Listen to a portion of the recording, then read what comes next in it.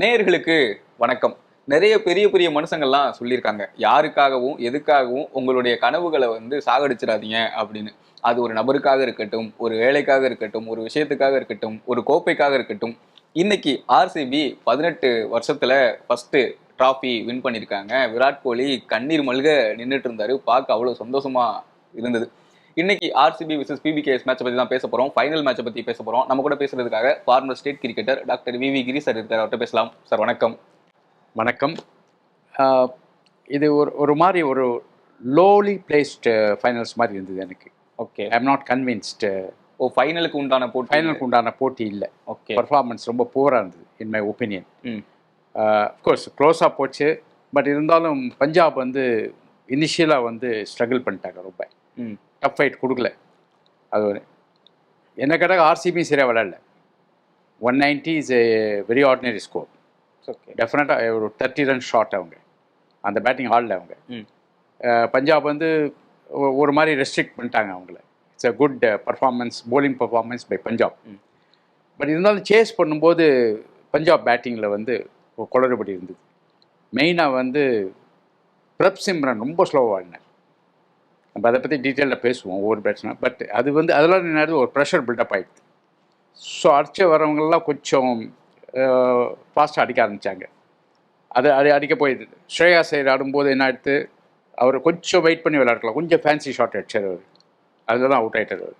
அதாவது square drive off the rising delivery இனிஷியலாக that is not good. அதெல்லாம் settle ஆனப்புறம் ஆட வேண்டிய ஷாட் அது. ஸோ இந்த மாதிரி குளறுபடிலாம் இருந்தது. ஆனால் மேட்ச் முடிச்சதுக்கு அப்புறம் பேசின புவனேஸ்வர் குமார் எல்லாருமே சொன்னாங்க, இதில் இது மேட்சை டேர்ன் பண்ணது குருணால் பாண்டியா. ஆமாம் ஆமாம், கண்டிப்பாக அதுதான் அவரோட ஸ்பெல்லு தான் மேட் த டிஃப்ரென்ஸ். அதனால நான் என்ன சொல்கிறேன்னாக்கா, மேன் ஆஃப் த மேட்ச் அவர் தோத்ததே 6 ரன்ல தான் தூத்துருக்காங்க பஞ்சாப். இல்லை, 6 ரன் கடைசியில் இது ரொம்ப கரெக்ட் நீங்கள் சொல்கிறது. இந்த மாதிரி ஒரு ஈஸியாக விளையாடக்கூடிய விக்கெட்டில் இவங்க செல்ஃப் மேட் பனிஷ்மெண்ட் மாதிரி ஆயிடுது. இல்லை சார், எல்லாருமே சொன்னாங்க 20 ரன் 30 ரன் ஷாட் அப்படின்லாம் சொன்னாங்க. கமெண்ட்ரியில் இருந்தாலும் சரி, வெளியே எக்ஸில் பேசினவங்களும் சரி. ஆனால் புவனேஸ்வர் என்ன சொன்னார் அப்படின்னா, இந்த பிச்சில் நாங்கள் இந்த ஸ்கோர் அபவ் பார் அப்படின்னு சொன்னார். ஒரு 15 ரன் நாங்கள் அதிகமாகவே அடிச்சிட்டோம், பிச்சை கண்டிஷன்ஸ்க்கு ஏற்ற மாதிரி நாங்கள் ஆடி இருக்கோம் அப்படின்னு சொன்னார். ஒரு கான்ஃபிடென்ட்டாக தான் நாங்கள் ஃபீல்டிங்குள்ளே இறங்கணும். இல்லை, டெஃபினட்டாக கிடையாது. இது பியூர்லி லக்கி. ஏன்னா அந்த Livingstone catch very very important. அந்த இங்கிலீஷை தான் எப்போவும் மேட்சை முடிச்சுட்டு வின் பண்ணி கொடுத்துட்டு போயிருப்பார். டெஃபினட்டாக நான் சொல்கிறேன், இங்கிலீஷ் அவுட் ஆனது தான் டேர்னிங் பாயிண்ட் ஃபார் இது. ஸோ குருணால் பாண்டியா அந்த 4 overs 17 runs 2 wickets நல்ல ஸ்பெல். அது பிரப் சிம்ரனும் இங்கிலீஷும் அவுட் ஆனாங்க. ஆமாம், இந்த இங்கிலீஷ் விக்கெட் டெரிஃபிக் விக்கெட்டு. அந்த கேட்ச் டெஃபினட்டாக அதுதான் that made the difference. And unfortunately Shreya Iyer out ஆகிட்டார். அவர் அந்த மும்பையோட விளையாண்ட கேம் விளையாட முடியல. அவர் இருந்ததுனா வேறு மாதிரி இருந்திருக்கும் சுச்சுவேஷன். எல்லாம் யோசிச்சு பார்த்தீங்கன்னாக்க, மற்றபடி இந்த pressure was build up by Prabhsimran initially. அவர் என்ன பால் அடித்தார். அதனால தான் ஒவ்வொருத்தரும் அடிக்க போய், ஆரியா அடிக்க போய் அவுட்டு. அடுத்தது இங்கிலீஷ் அடித்தார். இங்கிலீஷ் நிறைய அடித்தார். ஸ்ரேயா ஐயர் இன்னும் கொஞ்சம் பொறுமையாக விளையாடுறக்கலாம், அவரும் அடிக்க போய் அவுட்டு. எல்லாருமே அந்த மாதிரி. ஓகே, இது ப்ரெஷர் பில்டப் பை தெம்செல்ஸ். அதுதான் அவங்களே ப்ரெஷர் பில்டப் பண்ணிட்டாங்க. நம்ம ஃபர்ஸ்ட் இன்னிங்ஸ் பற்றி பேசுவோம். ஆனால் செகண்ட் இன்னிங்ஸில் என்னன்னா, லீக் மேட்சஸ்லையும் சரி, குவாலிஃபயர்லையும் சரி, பஞ்சாப் பேட்டர்ஸை ஹேசல்வுட்டும் ஷியா சர்மாவும் கொலாப்ஸ் பண்ணி போட்டிருக்காங்க. டாப் ஆர்டரை ஹேசல்வுட் கொலாப்ஸ் பண்ணாரு அப்படின்னா, மிடில் ஆர்டரை ஷியா சர்மா எப்படின்னா 38க்கு 4, 54க்கு 4, 70க்கு 4 இந்த மாதிரி தான் அவுட் ஆயிருக்காங்க ஹேசல்வுட் ஸ்பெல்லில். ஷியா சர்மாவும் மிடில் ஆர்டரில் ரொம்ப நல்லா போட்டிருக்காங்க. கரெக்டாக சொல்லணும்னா, ஹேசல்வுட்டும் ஆர்சிபி பவுலர்ஸும் back of the length balls அதிகமாக போட்டு விக்கெட் எடுத்தாங்க. இன்னைக்கும் அதிகமாக போட்டாங்க. அதில் தான் திணறி இருக்காங்களா அப்படின்ற மாதிரி எனக்கு தோணும். கடைசியில் என்னாச்சு, ஹேசல்வுட் 4 overs 54 runs. அது கடைசியில் ஒன்றுமே இல்லை, நம்ம அடிச்சு தான் ஆகணும். அந்த நேரத்தில் அதுதான் அந்த பேட்டிங் தட் இஸ் விக்கெட்லேயும் ஒன்றும் இல்லை, ஹேசல்வுட் போலிங் பெருசாக இல்லை. அந்த மாதிரி சமயத்தில் சஷாங்க் சிங்கிள் ஹேண்டட் அடிக்கிறாரு. அதே முதல்ல அடிச்சுட்டு போகிறது யாராவது? தட் இஸ் நீங்கள் விக்கெட்டில் ப்ராப்ளம் இருக்குது அண்ட் ஹேசல்வுட் பும்ரா மாதிரி போடுறாருனாக்க, அப்போது டெஃபினட்டாக எந்த டயத்துலையும் அவர் இது ரெஸ்ட்ரிக்ட் பண்ணியிருக்கணும். அது பண்ணலை. கடைசியில் சஷாங்க் சிங் அனாவசியமாக விளையாடினார் கடைசியில். அதே மாதிரி இன்னொருத்தர் அந்த மாதிரி விளையாண்டாருனா முதல்ல இந்த ப்ராப்ளம் வந்திருக்காது. அதுதான் நான் சொல்கிறேன். எனக்கு சார் பிரப்சிம்ரன் கூட டீசெண்டாக தான் பால் பை பால் ரன் அடிச்சார். ஓகே, நான் என்ன நினச்சி போனேன் அப்படின்னா, சரி ஓகே டோட்டல் தெரிஞ்சிருச்சு 190 தான், ஓவருக்கு 10 ரன் அடிச்சா கூட ஜெயிச்சிடலாம் அப்படின்னு சொல்லிட்டு அந்த மாதிரி தான் அவங்க ஸ்டார்ட் பண்ணாங்க. மெல்ல ஸ்டார்ட் பண்ணிட்டு கொண்டு போனாங்க. எனக்கு மிடில் ஆர்டர்ல வந்து நெகேல் வெதரா வந்து ரொம்ப டவுன் பண்ணி கொடுத்துட்டாரோ அப்படின்னு இருக்கு. ஏன்னா 11வது நீங்க அப்படி பார்த்தீங்கன்னாக்க நெகல் வெதரா வந்து நிறைய பால் வேஸ்ட் பண்ணலை. அட்டெம்ப்ட் தான், அட்டெம்ப்ட்டுக்கு போய் பிரப்சிம்ரன் தான் நிறைய வேஸ்ட் பண்ணார். ஆக்சுவலாக இந்த ஸ்டாட்டிஸ்டிக்ஸ் பார்த்தாக்க ரன் பால் கூட அடிக்கல அவர் முதல்ல. அதுக்கப்புறம் ஒரு 6 அடிச்சார். அதில் தான் மேக்கப் ஆச்சு. அது வரைக்கும் வந்து ரன் பாலுக்கு கம்மியாக இருந்தார் அவர். அது சுனில் கவாஸ்கர் 10 பால் 14 பாலுக்கு 10 ரன்ஸோ அடிச்சிருந்தார். அதுக்கப்புறம் தான் ஒரு 6 அடிச்சு மேக்கப் பண்ணார். நான் என்ன சொன்னாக்க அந்த மாதிரி கேம் அவர் விளையாடுறதே மாட்டார். ஆமாம், அதுதான் ப்ராப்ளம். இல்லை நீங்கள் செல்ஃப் மேட் ப்ரெஷர். ஓகே, இல்லை நீங்கள் ஏன்னா 190 இஸ் ஈஸி, ரெஸ்ட்ரிக்ட் பண்ணியாச்சு. அவங்க வந்து அப்படி இல்லை. இப்போ ஆர்சிபி பேட்டிங் போது அதை பற்றி பேசுவோம் டீட்டெயிலாக. பட் அவங்க அப்படி இல்லை. அவங்க வந்து கடைசியில் விக்கெட்ஸை போய் விட்டு டோட்டல் வராமல் போச்சு அவங்களுக்கு. ஆமாம் ஆமாம், அதுதான் மெயினாக. இந்த மாதிரி யாரும் ப்ரெஷர் வெஸ்டர் பில்டப் பண்ணல. இவங்க தான் ப்ரெஷர் வந்து பில்டப் பண்ணிட்டாங்கன்னு நான் ஃபீல் பண்ணுறேன். ஓகே, இன்னொன்று பஞ்சாப் எனக்கு வந்து கொலாப்ஸ் ஆனதுக்கு பஞ்சாப் ஓகே ஆரம்பத்தில் டாப் ஆர்டர் காலி, ஆனால் மிடில் ஆர்டர்லையும் அவங்க ஏன் நல்லா பெர்ஃபார்ம் பண்ணலை அப்படின்றதுக்கு எனக்கு என்ன தோணுச்சு அப்படின்னா, ஸ்டாயினிஸை வந்து முன்னாடி அமைச்சிருக்கலாமோ அப்படின்னு தோணுச்சு. ஏன்னா நெகேல் வெதரா, சசாங்க் சிங்னு சொல்லிட்டு 2 அன்கேப்டு பிளேயரை நீங்கள் உள்ளே வச்சுட்டு அதுவும் ஃபைனல் மாதிரி ஒரு கேமில் ஆர்டர் வைக்கும் போது அது ஒரு ப்ரெஷர் கிரியேட் பண்ணும்ல. அப்போ வந்து ஸ்டோனிஸ் மாதிரி எக்ஸ்பீரியன்ஸ்டான ஒருத்தர் உள்ளே இருந்தார் அப்படின்னா அந்த ப்ரெஷரை வந்து ஹேண்டில் பண்ணியிருப்பாரு. சின்ன பசங்களை வந்து இந்த பால் ஆடலாம் ஆடக்கூடாதுன்னு சொல்லி கொடுத்துருப்பாரு, ஆட வச்சிருப்பாரோ அப்படின்ற மாதிரி எனக்கு தோணுது. இல்லை அப்படி பார்த்தாக்க ஸ்டாயினிஸ் ஓப்பனிங் அமைச்சிருக்கலாம். ஏன்னா அவர் பிக் பேஷ்லாம் பெரிய ஓப்பனர் பிளேயர். அவர் வந்து கேம் சேஞ்சர். அவர் பண்ணுறதுனா பண்ணலாம். இவங்க வந்து இவங்களோட பிளானில் வந்து ஸ்டாயினிஸ் வந்து பேக்கில் தான் வராங்க. ஏன்னா இங்கிலீஷ் இருக்காரு முன்னாடி. அப்படி இங்கிலீஷ்க்கு அப்புறம் வந்து ஸ்ரேயாஸ், வதேரா, சஷாங்க். ஆமாம். ஸோ இவங்க 3 வந்து ப்ரூவன் பிளேயர். சஷாங்க் கடைசியில் அடிச்சு காமிச்சார். ஆமாம், அவர் எவ்வளோ அடிச்சார்னு கணக்கு மறந்துட்டேன். 60 இருக்கும்னு நினைக்கிறேன். 61. ஆமாம், 61. ஆனால் வந்து வேணும்னா அடிக்கக்கூடிய திறமை இருக்குது அவருக்கு. அது ஒன்று ஞாபகம் வச்சுக்கணும். நான் என்ன சொல்கிறேன், இது இந்த மென்டலி அவங்களே வந்து ஒரு செல்ஃப் இம்போஸ்டு ப்ரெஷர் அவங்களா போட்டுனாங்க தங்க மேலே ப்ரெஷர் அப்படின்னு. கொஞ்சம் ஃப்ரீயாக விளையாண்டோன்னா இதுவாக இருக்கும். அதுதான் நான் ஃபீல் பண்ணுறேன். இப்போ பிரப்சிம்ரனே கொஞ்சம் ஃப்ரீயாக விளையாண்டுருக்கலாம். அவர் ஏன் அந்த மாதிரி ஒரு ரனபால்லாம் இன்னும் ரனபாலோட கம்மியாக விளையாடினார். அதுதான் கொஞ்சம் ஓன் டவுன்ஃபால். ஆர்சிபியோட பவுலிங் ஹேசல்வுட் வழக்கம் போல டாப் ஆர்டர் கிளாஸ் பண்ணுறதுக்காக ஆரம்பிச்சாரு. குருணால் பாண்டியா மிடில் ஓவர் அப்படியே சோக் பண்ணிட்டாரு அப்படின்னு நினைக்கிறேன். குருணால் பாண்டியா வந்து அவர் சோக் பண்ண நல்லா போட்டார். பேட் பால் ரொம்ப போடல. ஆனால் 1-2 short ball, slightly short ball, not bad ball. Inglis பிரமாதமாக ஆடினார். அந்த பிக் பண்ணுற ஷார்ட் பாலை பிரில்லியன்ட். அது டைமே கிடையாது. இவர் மட்டும் பேக் டக்குன்னு குயிக்காக பேக் ஃபுட்டில் போய் புல் பண்ணுறாரு. 6 போகுது. நல்லா விளாண்டார் இங்கிலீஷ். ஸோ அந்த கேட்ச் வந்து அஃப்கோர்ஸ் மேட் டிஃப்ரெண்ட். அது ஏன்னாக்கா எக்ஸ்ட்ரா ப்ரெஷர் இங்கிலீஷ்க்கே வந்துடுது. ஏன்னாக்கா ஸ்ட்ரைக் ரேட் கொஞ்சம் கொஞ்சமாக ஆஸ்கிங் ரேட் அதிகமாகிட்டே போயின்னு இருக்கு. அதனால் அவர் அந்த ஷாட் ஆட வேண்டிய கட்டாயம் ஆகிடுது. இன்னொரு ஸ்ரேயாஸ் அவுட் ஆகிட்டார், அப்புறம் வதேரா அவுட் ஆகிட்டார். அந்த மாதிரி ஒரு பொசிஷன் அந்த மாதிரி ஆயிடுச்சு. இன்னொன்று சார், இங்கிலீஷ்க்கு என்ன கொஸ்டின் இருந்ததுன்னா, ஆர்சிபி பவுலர்ஸ் வந்து ஷார்ட் பால்ஸ் அதிகமாக போட்டாங்க அகேன்ஸ்ட் இங்கிலீஷ். அவர் வந்து ஷார்ட் பாலுக்கு அகேன்ஸ்டாக நல்லா ஆடுவாருன்னு தெரியும். ஆனால் ஷார்ட் பால்ஸ் அதிகமாக இருந்தது. இல்லை கிரவுண்டு பெரிய கிரவுண்டு அப்படின்றதுனால சிக்ஸஸ் வந்து பெருசாலாம் இல்லை, லைன்லேயே போய் விழுந்த மாதிரி இருந்தது. அப்போ குருணால் பாண்டியாவை கொண்டு வந்து கரெக்டான லென்த்லையும் கரெக்டான ஸ்பீட்லையும் போட்டதுனால விழுந்துட்டாரோ அப்படின்னு. ஏன்னா அதுவும் லைன்ல தான் பிடிச்சாங்க. அது என்ன தெரியுமா, இவர் வந்து creating short ball. Okay, that means என்னன்னா ஈவன் குட் லெங்த் பாலை இவர் வந்து is able to go back and make it as a short ball. And go பேக்னாக்க 100% புல் பண்ணுறாரு பர்ஃபெக்டாக. ஆனால் நீங்கள் சொல்கிற மாதிரி நாட் ஷார்ட் இனஃப். ஃபுல் ஷார்ட்டாக இருந்தாக்க ஸ்டேடி இது கிரவுண்டுக்குள்ளே அனுப்பிச்சிருப்பாரு. லைனில் தான் லைனில் தான். அது காரணம் வந்து he is creating it as a short ball. Okay, அதுதான் not really short ball, not a bad ball, creating அந்த மாதிரி. அது ஈவன் இந்த ஸ்பின்னர் போட்டதுனால தான் இந்த இது அவுட் ஆச்சு. இன்னும் கொஞ்சம் எலிவேஷன் கொடுத்துருந்தாருனாக்க போயிருக்கும், 6 போயிருக்கும். அது இந்த லிவிங்ஸ்டன் கேட்ச் கூட. ஸோ மொத்தத்தில் வந்து அந்த 2 பேட்ஸ்மேன் தான். சஷாங்க் நல்லா விளையாடினார் கடைசியில், அண்ட் லிவிங்ஸ்டன் முதல்ல நல்லா விளையாடினார். ஓகே, மற்றெல்லாம் வந்து சொதப்பிட்டாங்க பாவம். ஓகே, சரி, நான் என்ன சொல்கிறேன்னாக்கா மும்பை அவ்வளோ நல்லா பீட் பண்ணிவிட்டு இன்னைக்கு வந்து பெர்ஃபார்மன்ஸ் வந்து கம்மியாக இருந்தது பஞ்சாப். அதில் தான் வருத்தமாக இருக்குது அவங்க தோற்றுது. அந்த மும்பை பர்ஃபார்மன்ஸ் கொஞ்சம் கொடுத்துருந்தா கூட இவங்க வின் பண்ணிப்பாங்க. 2023 குவாலிஃபயர் ஒன்றுன்னு நினைக்கிறேன். அப்போ வந்து ஜிடி குஜராத் டைட்டன்ஸ் மும்பை இந்தியன்ஸுக்கு எதிராக ஆடுறாங்க.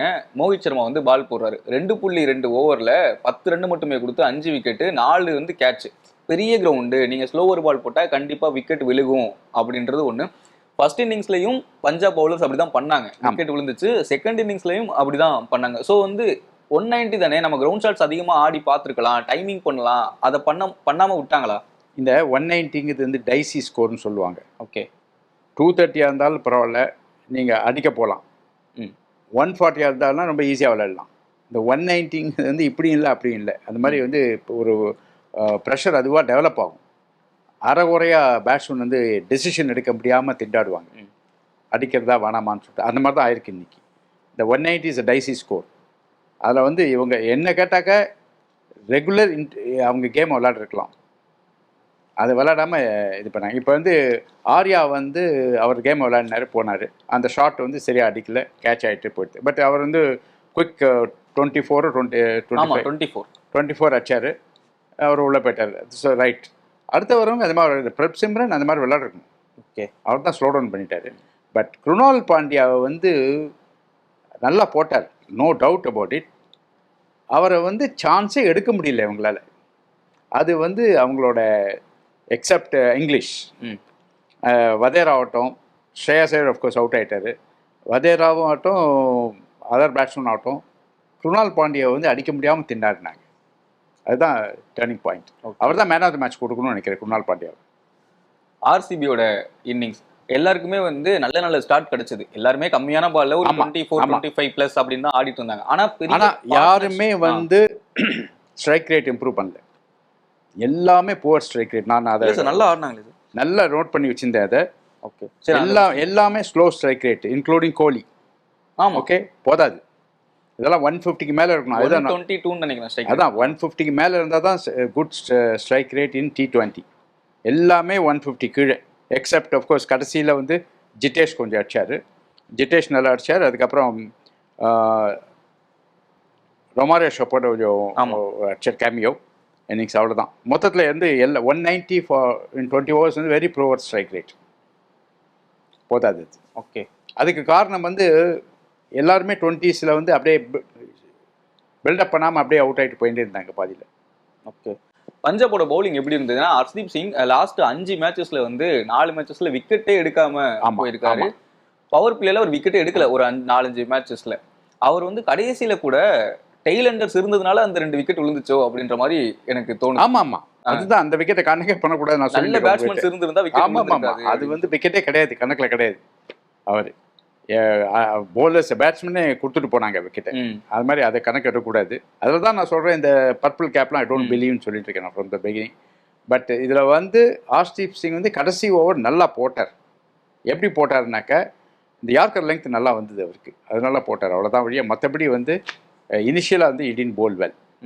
ஜெமிசன் அந்த பஞ்சாபுக்கு ஜெயிச்சிடலான்ற ஹோப் கொடுத்தவரே வந்து இந்த மேட்ச்ல ஜெமிசன் மட்டும்தான் நினைக்கிறேன். ரொம்ப நல்லா ஸ்டார்ட் பண்ணாரு, லாஸ்ட்ல அவரை அடிச்சுட்டாங்க. அந்த லாஸ்ட் ஓவர் 23 ரன் அடிச்சாங்க அவரை. அதை அவர் எதிர்பார்க்கல. ஜிட்டேஷ் வந்து ஒவ்வொரு மேட்சும் அப்படி தான் பண்ணுறாரு அவர். ஈவன் போன மேட்ச்சு கூட ஜிட்டேஷ் தான் கையை விட்டு போன மேட்சை வின் பண்ணி கொடுத்தாரு. ஓகே, அகெயின்ஸ்ட் எல்எஸ்ஜி அப்படியே ஸ்டெம்புக்கு மேலே திருப்பி விட்டார் சார் அந்த பால். ஆமாம், அந்த பாலை பார்த்தேன் நான். அது எல்எஸ்ஜி அகெயின்ஸ்ட் அப்படி தான் ஆச்சு. They had everything right. Team selection ரொம்ப நல்லா பண்ணாங்க. வைசாக் நம்ம முதல் மேட்ச்சில் நான் சொல்லிட்டு இருக்கேன், அவர் விளாடணும். அவர் இத்தனை நாள் எடுக்காமல் கடைசியில் 2 மேட்ச் தான் எடுத்திருக்காங்க. அது வந்து பெரிய மிஸ்டேக். யாரோ விளையாடுருக்காங்க அவங்க போலர்ஸ், அதெல்லாம் சரி. வைசாக் வந்து இஸ் அ வெரி குட் போலர்னு நம்ம ஃபர்ஸ்ட் மேட்ச்சை நம்ம சொன்னோம். இன்ஃபேக்ட் இம்பேக்ட் பிளேயராக வந்தார், இஃப் யூ ரிமெம்பர் தட். ஆமாம், அதை வந்து கண்டினியூ பண்ணியிருக்கணும் வைசாக். அவர் இன்றைக்கும் நல்லா போட்டார்.